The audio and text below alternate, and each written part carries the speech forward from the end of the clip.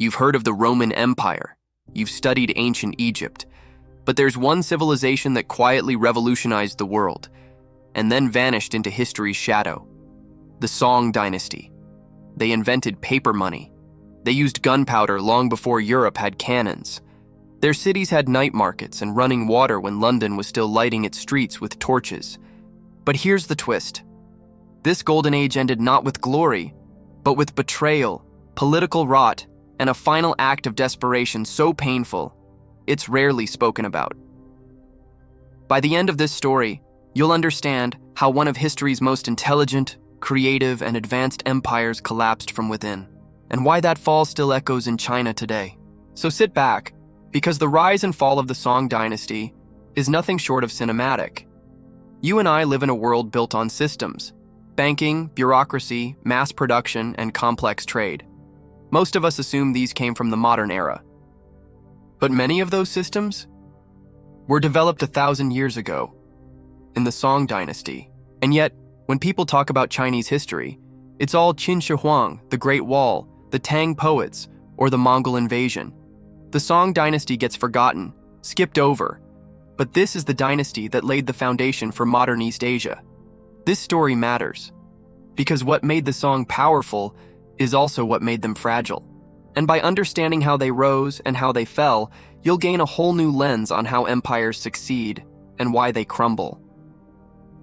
Let's rewind to the year 907.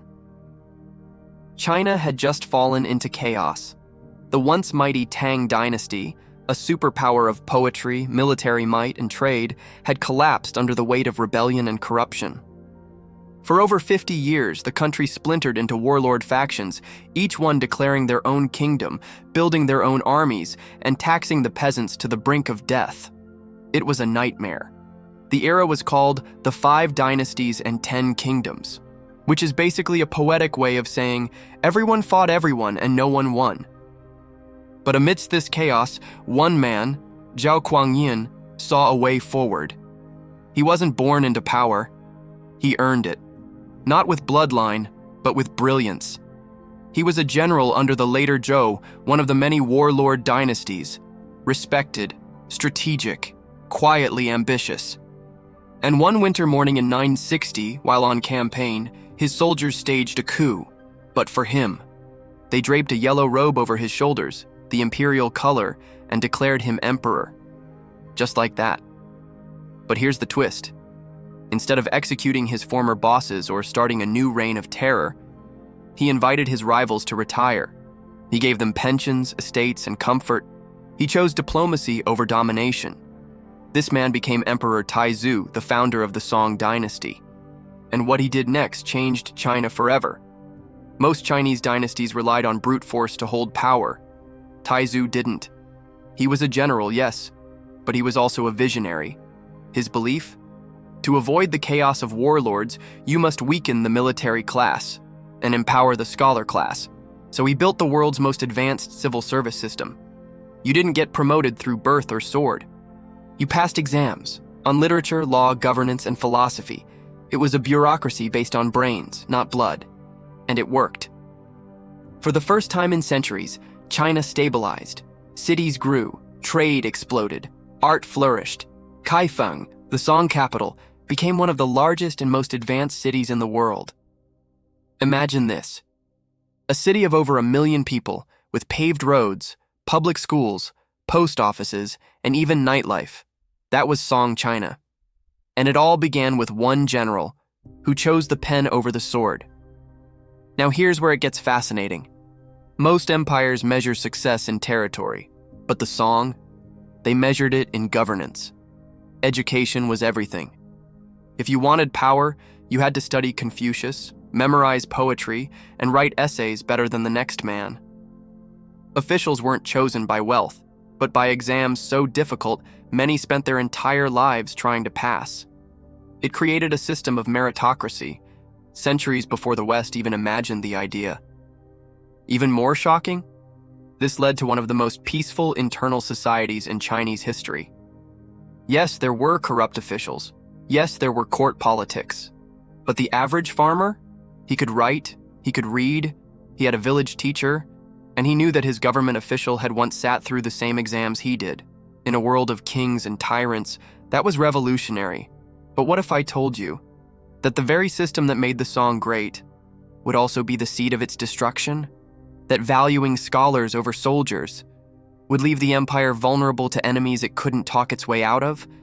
That while the cities thrived and the arts flourished, the borders began to rot? Because as the Song Dynasty celebrated its golden age, its enemies were sharpening their blades. The Song had culture, they had scholars, they had peace, prosperity, and pride. But they didn't have something every empire needs, a strong army, and that weakness was about to be exposed by nomadic horsemen from the north. This wasn't just a military threat, it was a test. Could a scholar-run empire survive when diplomacy failed? The Song Dynasty's northern border was never truly safe. To the north lay the Khitan Liao dynasty, nomads who had already built a powerful state and controlled much of Manchuria. The Song wanted to reclaim the 16 prefectures, rich lands the Khitan had taken from the Tang dynasty during its collapse. But there was a problem. The Song army wasn't built for conquest. They had numbers, but not experience. They had weapons, but not strategy. And worst of all, their generals were deliberately weakened by the court. Why? Because Song emperors feared what happened in the past, military coups, so they made sure no general could ever become too powerful. What started as political caution soon became national vulnerability. When the Song tried to retake those northern lands, they lost. Badly, forced into a peace treaty that cost them both money and pride. Every year, gold and silk had to be sent north, tribute to the Khitan. For a culture so proud of its dignity, that was humiliation. But the real twist came a century later, when the Song tried to play political chess and got checkmated. Enter the Yurshan people, another nomadic tribe in the northeast. Fierce, ambitious, and tired of living under Khitan rule. The Song thought, why not ally with the Yurshans to crush the Khitan together? It worked, at first. The Yurshans destroyed the Liao dynasty, but once they won, they turned south. They betrayed the Song and invaded. What happened next was the most traumatic event in Song history. In 1127, Yurchen forces stormed the Song capital of Kaifeng. The emperor, the crown prince, the royal court, all were captured and dragged into the north in chains. The royal family was stripped of honor, wealth, and even identity. Women of the palace were enslaved or raped, temples were looted, books burned. This was called the Jingkang Incident. And to the Chinese people, it was not just a defeat, it was a soul-shattering disgrace. The Song dynasty, once the most advanced on earth, had been gutted, and the world watched as its emperor vanished into foreign captivity. But here's the part most people don't know. That wasn't the end of the Song dynasty. In the chaos, one royal son escaped. He fled south across rivers and mountains and declared himself emperor, and from that moment on, the Southern Song was born, smaller, poorer, surrounded by enemies. But what happened next was one of the greatest comebacks in Chinese history. Most dynasties collapse and vanish, but the Southern Song adapted. Here's how they survived. They moved the capital to Hangzhou, safer, wealthier, and better connected to southern trade. They strengthened their navy, the best in the world at the time. They reformed the economy, relying more on commerce, not conquest. They doubled down on culture, creating some of the finest poetry, art, and printing ever seen. And they didn't just hang on, they thrived. Hangzhou became a booming port city, described by travelers as more beautiful than any city in Europe. This wasn't just survival, it was reinvention. The Southern Song had lost their north, but gained a new identity. But no matter how strong the walls, no matter how refined the poetry, no matter how wealthy the trade routes, the Song could never fully escape the threat of war, and far to the north, a new storm was brewing. The Mongols. Not just raiders, not just riders, but an unstoppable machine, led by men who knew no mercy and accepted no borders. Genghis Khan had already shaken the world, but his grandson would finish what the Yurchens started. And this time, there would be no Southern Song comeback. The Southern Song had found peace. But peace doesn't last when the Mongols are coming. They weren't just another nomadic tribe. They were a force of nature, ruthless, precise, and led by Kublai Khan, a man obsessed with conquest, including China. The Song had rebuilt everything, but the Mongols were about to burn it all down. Let's get one thing straight. Kublai Khan was not just a warrior. He was a strategist, a planner, a ruler. By the time he rose to power, the Mongols had already conquered Persia, Central Asia, Korea, and the remains of the Yurchen Jin dynasty, the very people who betrayed the Song. Now only one kingdom stood between the Mongols and total domination of China: the Southern Song. Kublai didn't rush in. He took his time, studied the Song. He knew they were rich, technologically advanced, fierce in defense. So he played the long game. He formed alliances, disrupted their supply chains, and slowly began the invasion. To their credit, the Southern Song didn't go down easy. In fact, they were one of the few powers to hold off the Mongols for decades. They reinforced their cities, strengthened their riverside fortresses, expanded their navy to defend the Yangtze, pushed back with gunpowder weapons, flamethrowers, fire lances, and grenades. The Mongols had never faced this kind of resistance. In battle after battle, the Song fought them to a standstill. For a moment, it seemed like maybe, just maybe, this tiny empire could survive the greatest military machine in history. But then came internal collapse. The Song court couldn't stop bickering. Generals were undermined, ministers were bribed, factions fought over who should rule and how to handle the Mongol threat. In 1274, just as the Mongols were closing in, the Song lost Prime Minister Jia Sidao, a man hated by many, but also one of the few willing to stand up to the Mongols. He was assassinated. And with him went any hope of unified leadership. The timing couldn't have been worse. The Mongols were coming by land, river, and sea, and the Song were eating themselves alive. There were two final turning points in this war: the siege of Xiangyang and the Battle of Yamen. First, Xiangyang, a fortress city guarding the Yangtze River, the last major barrier to the Song heartland. It held out for 5 long years, 5 years of hunger, disease, siege, but also ingenuity. The Song used gunpowder rockets, trebuchets, and naval tactics to keep the Mongols out, until the Mongols imported Muslim engineers from the Middle East, experts in siege warfare. They built massive counterweight trebuchets, and in 1273, Xiangyang fell. That opened the floodgates.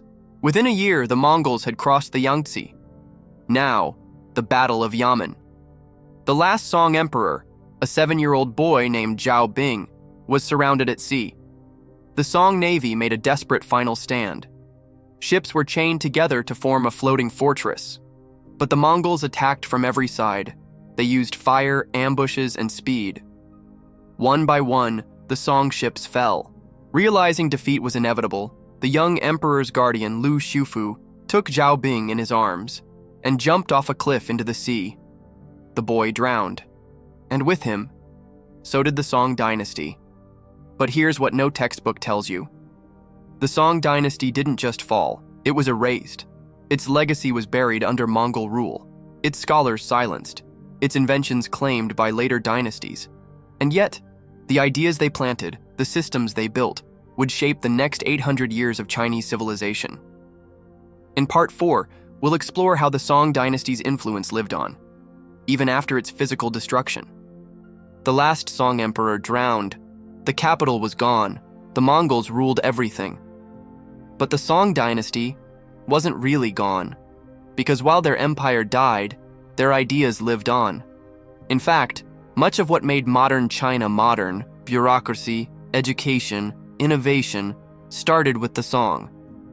You may not see their flag flying today, but their fingerprints are everywhere. Let's fast forward a few decades.